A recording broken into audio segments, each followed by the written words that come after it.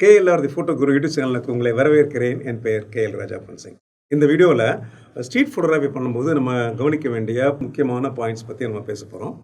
கையில் கேமரா இருக்குது, அப்புறம் எடுத்துகிட்டு நம்ம வந்து ரோடுக்கு போகிறோம் அப்படின்னா, ஸ்ட்ரீட்டில் போய் ஃபோட்டோ எடுக்க போகிறோம் அப்படின்னா, அந்த இடத்துல எப்படி வந்து நம்ம ப்ரிப்பேர் பண்ணிக்கணும் அப்படின்னு தெரிஞ்சால் தானே நம்ம கேமரா வந்து நமக்கு வேண்டிய மாதிரி ஒரு படத்தை கொடுக்கும் இல்லையா? ஸோ அதை பற்றி தான் நான் பேச போகிறோம். வீடியோக்குள்ளே போகிறதுக்கு முன்னாடி இது வரைக்கும் நீங்கள் KLR the photo Guru YouTube சேனலை சப்ஸ்கிரைப் பண்ணாமல் இருந்தீங்க அப்படின்னா இமீடியட்டாக சப்ஸ்கிரைப் பண்ணுங்கள், பெல் பட்டனையும் தட்டி விடுங்க. அப்போ தான் நான் ரிலீஸ் பண்ணக்கூடிய வீடியோஸ் உங்களை வந்து சேரும்.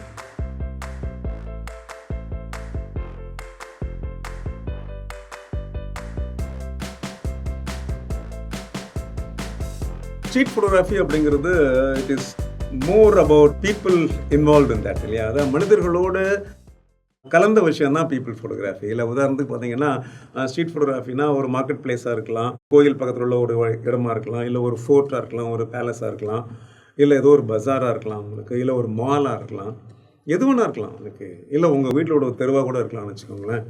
ஸோ இது எல்லாத்துலேயுமே பார்த்தீங்கன்னா மனிதர்கள் இருப்பாங்க. இன்ஃபேக்ட் மனிதர்கள் கூட நம்ம ஃபோட்டோ எடுப்போம், வெறுமனா தெருவை எடுத்துகிட்டு வர மாட்டோம். ஸோ மனிதர்களை ஃபோட்டோ எடுப்போம். மனிதர்கள் எடுக்கும்போது உங்களுக்கு வந்து இந்த பீப்புளை ஹேண்டில் பண்ணக்கூடிய கெப்பாசிட்டி உங்களுக்கு வேணும், அந்த திறமை உங்களுக்கு வேணும். பீப்புளுக்கு நீங்கள் ஹேண்டில் பண்ணக்கூடிய கெப்பாசிட்டி இல்லை அப்படின்னா ஸ்ட்ரீட் ஃபோட்டோகிராஃபி பண்ணுறது ரொம்ப ரொம்ப கஷ்டம். ஏன்னா ஒருத்தரை நீங்கள் படம் எடுக்கிறீங்க, இல்லாட்டி ஒரு இடத்துல நீங்கள் படம் எடுக்கிறீங்கன்னா நிறைய பேர் வந்து உங்களை கேட்குறது வாய்ப்பு இருக்குது. சில என்ன பண்ணுறீங்க, நீங்கள் யார், ஏன் இந்த ஃபோட்டோ எடுக்கிறீங்க அப்படின்னு யாரோ போகிறவங்க வரவங்கள கூட கேட்பாங்க. ஸோ அவங்கள நீங்கள் ஹேண்டில் பண்ணுறதுக்கு உங்களுக்கு தெரியணும். பிகாஸ் பேசிக்கலி என்ன கேட்டிங்கன்னா நீங்கள் உங்களுக்கு ரைட்டுன்னு ப்ரூவ் பண்ண வேண்டிய அவசியம் கிடையாது. ஸோ எந்த இடத்துல வந்து உங்களுக்கு ஓகேன்னு படுதோ அந்த இடத்துல வந்து உங்களை பற்றி நீங்கள் டீட்டெயிலாக நீங்கள் சொல்லலாம். எந்த இடத்துல ஓகேன்னு படலையோ அந்த இடத்துல சாரின்னு சொல்லிட்டு நீங்கள் வெளியில் வந்துடலாம் இல்லையா? அதனால் பீப்புள் எடுக்கும்போது பர்டிகுலர்லி வந்து ஒரு பர்டிகுலர் பர்சனை பார்த்து எய்ம் பண்ணி நீங்கள் ஃபோட்டோ எடுக்கிறீங்க. ஸ்ட்ரீட் போர்ட்ரேட்ஸ் சொல்லுவாங்கல்ல, வித்தியாசமாக இருக்கார் அவர் பார்க்குறதுக்கு. ஸோ அவர் வித்தியாசமாக இருக்கிறதுனால என்ன பண்ணுறீங்க, நீங்கள் அவர் வந்து ஒரு ஹெட் அண்ட் ஷோல்டர் ஷாட் ஒன்று எடுக்கலான்னு பார்க்குறீங்க, ஹெட் ஷாட் ஒன்று. பட் அவர் சட்டுன்னு அலர்ட் ஆகிட்டு உங்களை பார்த்து கேட்குறாரு, ஏன் என்ன ஃபோட்டோ எடுத்தான்னு கேட்குறாரு அப்படின்னா நமக்கு அது பதில் சொல்கிறதுக்கு முடியணும் இல்லையா உங்களுக்கு? அதனால் நம்ம ஒரு பீப்புள் பர்சனாக இருக்கிறது அப்படிங்கிறது இதில் ஒரு எக்ஸ்ட்ராடரியான ஒரு முக்கியமான ஒரு ஸ்கில் நான் சொல்லுவேன் ஆக்சுவலாக. ஏன்னா நிறைய சமயத்தில் நீங்கள் வந்து சப்ஜெக்டாக இருக்கக்கூடிய பீப்புளோட நீங்கள் இன்ட்ராக்ட் பண்ண வேண்டியிருக்கும். இன்னும் சில சமயத்தில் அத்தாரிட்டிஸோடு நீங்கள் இன்ட்ராக்ட் பண்ண வேண்டியிருக்கும். அத்தாரிட்டிஸ் அப்படின்னா ஒரு குறிப்பிட்ட லொக்கேஷனுக்கு போகிறீங்க, உதாரணத்துக்கு சொல்ல நீங்கள் ஒரு கோயிலுக்கு போகிறீங்கன்னு வச்சுக்கோங்களேன்.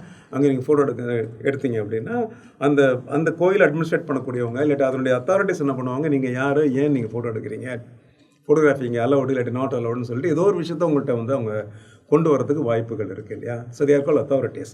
அவங்க ஒரு செக்யூரிட்டி பர்சனாக இருக்கலாம், இல்லை ஒரு போலீஸ் மேனாக இருக்கலாம், யார் வேணா இருக்கலாம் இல்லையா? இல்லை ஒரு ப்ரைவேட் ப்ராப்பர்ட்டி எடுக்கிறீங்க, அந்த ஓனராக இருக்கலாம்.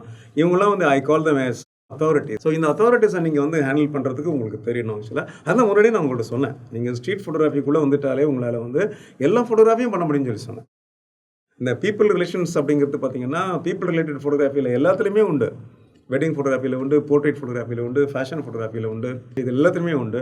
ஈவன் அட்வர்டைசிங் ஃபோட்டோகிராஃபியில் உண்டு. எங்கெல்லாம் நீங்கள் பீப்புளோடு சேர்ந்து ஒர்க் பண்ணுறீங்களோ அங்கெல்லாம் நீங்கள் பீப்புளோட இன்ட்ராக்ட் பண்ணணும் இல்லையா? அப்போ அவங்களால நம்ம ஹேண்டில் பண்ணி தான் ஆகணும்.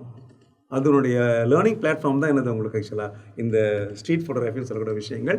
அதனால் அந்த ஸ்கில்ஸ் கொஞ்சம் வளர்த்துக்கோங்க.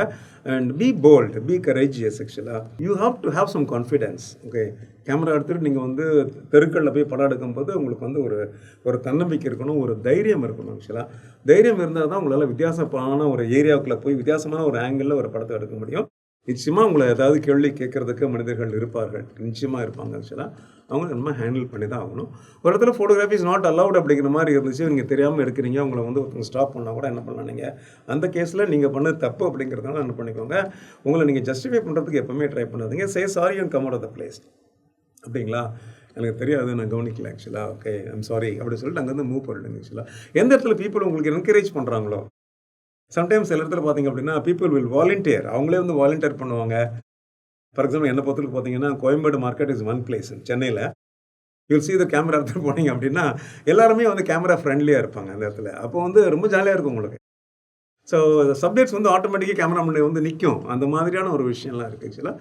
அதனால் ரெண்டு டைப்புமே இருக்குது. சில இடம் ரொம்ப சேலஞ்சிங்காக இருக்கும், சில இடம் ரொம்ப கம்ஃபர்டபுளாக இருக்கும். ஆக்சுவலாக ரெண்டையுமே நம்ம ஃபேஸ் பண்ணுறதுக்கு, ரெண்டையுமே சாட்டிஸ்ஃபை பண்ணுறதுக்கு நமக்கு தெரியணும் ஆக்சுவலாக. So develop the people handling skills or people skills. இது வந்து PR ஸ்கில்ஸ் கூட நீங்கள் சொல்லலாம். ஓகே, பப்ளிக் ரிலேஷன் ஸ்கில்ஸ் கூட நீங்கள் சொல்லலாம். அதனால் ஃபோட்டோகிராஃபர்ஸ் வந்து ஃபோட்டோகிராஃபி மாத்திரம் அப்பச்சர், ஷட்டர் ஸ்பீட், ISO மட்டும் தெரிஞ்சால் பார்த்தாது.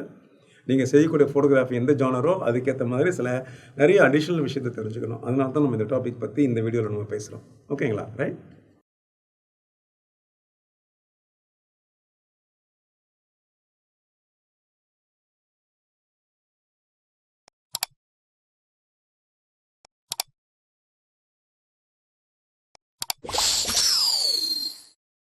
ஸ்ட்ரீட் ஃபோட்டோகிராஃபியில் இன்னொரு முக்கியமான விஷயம் நான் என்ன சொல்ல விரும்புகிறேன் கேட்டிங்கன்னா, நிறைய ஆல்டர்னேட்டிவான விஷயங்கள் பண்ணுறதுக்கு ட்ரை பண்ணுங்கள். ஆல்டர்னேட்டிவ் ஆங்கிள்ஸ் ட்ரை பண்ணுங்கள், ஆல்டர்னேட்டிவ் லெவல் ட்ரை பண்ணுங்கள், ஆல்டர்னேட்டிவ் ஃபோக்கல் லெங்த் ட்ரை பண்ணுங்கள், ஆல்டர்னேட்டிவ் எக்ஸ்பிரஷன்ஸ் கூட நீங்கள் ட்ரை பண்ணலாம், ஆல்டர்னேட்டிவ் பேக்ரவுண்ட் கூட நீங்கள் ட்ரை பண்ணலாம்.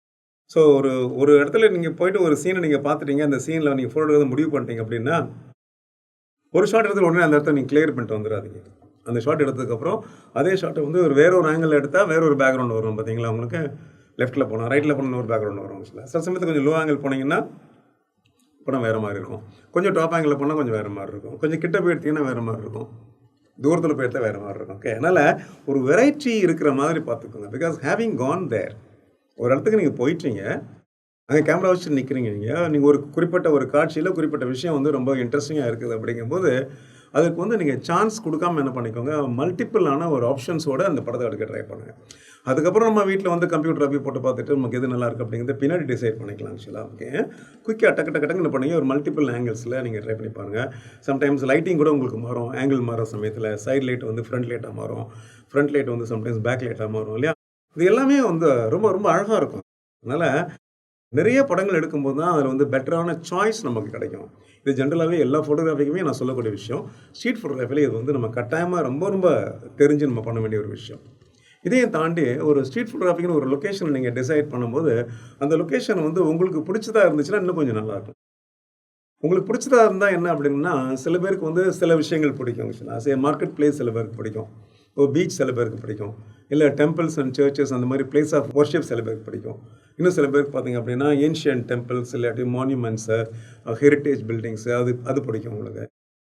சில பேருக்கு ஃபேர் பிடிக்கும், சில பேருக்கு பார்த்தீங்க அப்படின்னா லைக் ஃபெஸ்டிவல்ஸ் பிடிக்கும். எல்லாமே இருக்குல்ல, இது எல்லாமே ஸ்ட்ரீட் ஃபோட்டோகிராஃபி தான். ஓகேவா? ஃபேர்ஸு, ஃபெஸ்டிவல், செலிப்ரேஷன்ஸு எல்லாமே. ஸோ உங்களுக்கு எது வந்து உங்களுடைய ஹார்ட்டுக்கு ரொம்ப க்ளோஸாக இருக்குன்னு நினைக்கிறீங்களோ அந்த மாதிரியான ஒரு லொக்கேஷனை சூஸ் பண்ணி நீங்கள் போனீங்க அப்படின்னா அதில் நீங்கள் வந்து ரொம்ப ஈடுபாடோடு நீங்கள் வேலை செய்வீங்க இல்லையா? அதுக்காக நான் சொல்கிறேன் சார். ஸோ உங்களுக்கு பிடிக்காத ஒரு இடம் வந்து உங்களுக்கு ரொம்ப சேலஞ்சாக நீங்கள் ஃபீல் பண்ணுறீங்க, இல்லை உங்களுக்கு அவ்வளோ தூரம் அது பாசிட்டிவான ஒரு வைப் கொடுக்கல அப்படின்னா அந்த இடத்துல வந்து உங்களுக்கு வேண்டிய மாதிரி படங்கள் வருது அப்படிங்கிறது கொஞ்சம் கஷ்டம். அதுக்காக சொல்கிறேன். அதனால் choose a location which is closer to your heart. உங்களுக்கு பிடிச்சமான ஒரு லொக்கேஷனை செலக்ட் பண்ணி போனீங்க அப்படின்னா அதில் நீங்கள் அடித்து தூள் கலப்பலாம் ஆக்சுவலாக. ஸோ இது கூட ஒரு முக்கியமான ஒரு பாயிண்ட் ஆக்சுவலாக. சில பேர் சில படங்கள் எடுக்கும்போது பார்த்தீங்கன்னா அந்த படங்கள் வந்து ரொம்ப உயிர்த்தன்மையோடு இருந்திருக்கும் உங்களுக்கு. ஏன்னா அந்த படம் அந்த லொக்கேஷன் வந்து அவங்களுக்கு ரொம்ப பிடிச்சிருக்கும். இப்போ ரீசெண்டாக உங்களுக்கு ஹோலி வந்துச்சு, உங்களுக்கு எல்லாரும் ஸ்டூடெண்ட்ஸ்லாம் போயிட்டு நிறைய ஃபோட்டோஸ்லாம் எடுத்துகிட்டு வந்தாங்க. ஃபெஸ்டிவல்ஸ் கண்டிப்பாக வந்துகிட்டே இருக்குது. அப்போது ஒரு சில ஃபெஸ்டிவல்ஸ் பார்த்திங்க அப்படின்னா மேசிவாக இருக்கும். ஓகே, இப்போ மதுரையில் பார்த்தீங்கன்னா சித்திரை திருவிழா நடந்துகிட்ருக்குன்னு நினைக்கிறேன் இப்போது. ஸோ அதெல்லாம் பார்த்திங்க அப்படின்னா இட்ஸ் ஒன்ஸ் அன் இயர் வரக்கூடிய சில விஷயங்களுக்கு அவ்வளோ கூட்டம் இருக்கும், அவ்வளோ நெரிசல் இருக்கும். ஆனால் அதே சமயத்தில் அவ்வளோ கலர்ஸ் இருக்கும், அவ்வளோ ஆக்டிவிட்டீஸ் இருக்கும். இது சில பேருக்கு பிடிக்கும், சில பேருக்கு பிடிக்காது. சில பேருக்கு மால் மாதிரி இடம் பிடிக்கும்ல, மால் போனால் காமாக இருக்கும், ஏசியாக இருக்கும், உங்களுக்கு சைலண்ட்டாக இருக்கும், லைட்டிங் நல்லா இருக்கும், பொறுமையாக எடுக்கலாம். ஓகே, அது சில பேருக்கு பிடிக்கும் ஆக்சுவலாக. சில பேருக்கு சித்திரை திருவிழா மாதிரி பார்த்தீங்கன்னா ஒரு திருவிழா பிடிக்கும், கலாட்டா, கூட்டம், ஒரு நெருக்கடி. So it's all about your பர்சனாலிட்டிங்க. நீங்கள் யாரை, உங்களுக்கு எந்த மாதிரியான விஷயங்கள் பிடிக்கும் அப்படிங்கிறத பொறுத்து தான் அந்த இடத்துல வந்து ஃபோட்டோகிராஃபி வந்து இயல்பாக நடக்குதா, வித்தியாசமாக நடக்குதா, இல்லை வந்து சிறப்பாக நடக்குதா அப்படிங்கிறத நம்ம வந்து டிசைட் பண்ண முடியும் ஆக்சுவலாக. அதனால் choose a location which is closer to your heart. உங்களுக்கு பிடிச்ச இடங்களுக்கு போங்க, அந்த பிடிச்ச இடங்களில் போய் உங்களுக்கு பிடிச்ச படங்கள் எடுத்து பாருங்கள். அப்போ அந்த படங்கள் வேறு லெவலில் இருக்கும். ஸ்ட்ரீட் ஃபோட்டோகிராஃபியோடைய டிப்ஸ் கடைசி பாயிண்ட்டுக்கு நம்ம வந்துட்டோம். கடைசி பாயிண்ட் என்ன அப்படின்னா, இந்த ஹோல் ப்ராசஸ் ஆஃப் ஃபோட்டோகிராஃபியை நீங்கள் என்ஜாய் பண்ணுங்கள், not only the final result. படம் எப்படி இருக்குது, படம் பிடிச்சிருக்கா பிடிக்கலையா அப்படிங்கிறது ஒரு பக்கம் இருக்கட்டும் ஆக்சுவலாக. But every single effort you should like it. இல்லை, நீங்கள் அந்த இடத்துக்கு நோக்கி போகக்கூடிய ட்ராவலை என்ஜாய் பண்ணலாம்.